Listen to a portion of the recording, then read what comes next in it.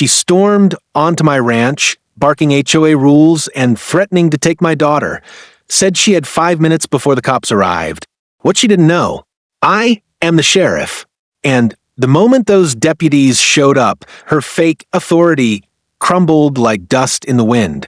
It was a peaceful Sunday morning on our family ranch, blue skies, fresh hay in the barn, and my 10-year-old daughter riding her pony near the north fence like she always did.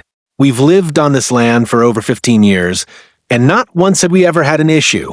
That all changed when a woman with a clipboard, sunglasses too big for her face, and an attitude bigger than Texas itself stormed onto our property. She introduced herself as Karen from the Homeowners Association and said she was doing a routine inspection. I looked around. There wasn't another house for miles. "Ma'am, this ain't HOA land," I said, trying to stay polite. But she wasn't listening. Her eyes locked on my daughter riding, and she said, "Children aren't allowed to use livestock unsupervised in HOA zones. That's a violation." Before I could say another word, she pulled out her phone and called the cops. "Yes, there's a child in danger here. I need officers dispatched immediately," she told the dispatcher like she was reporting a crime scene. I was stunned. I told her she had no jurisdiction here, and she smirked. "We'll see who has jurisdiction when the cops arrive." Big mistake. About 5 minutes later, 2 sheriff's deputies rolled up.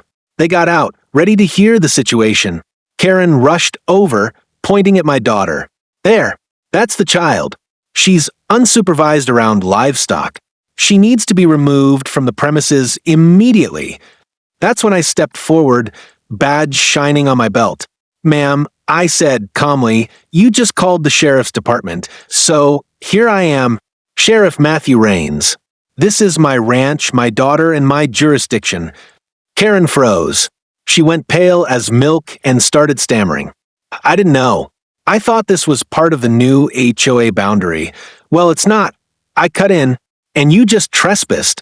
You called in a false emergency and tried to remove a child from her legal home. That's a serious offense." The deputies didn't need another word. They escorted her off the property while I wrote up a formal trespassing warning.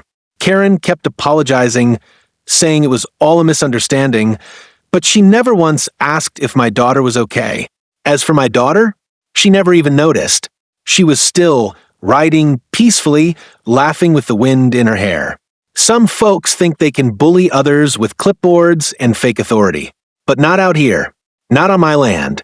And certainly not when the sheriff lives right behind the barn. For more real stories of justice and HOA drama, don't forget to like the video and subscribe to our channel, HOA Voice.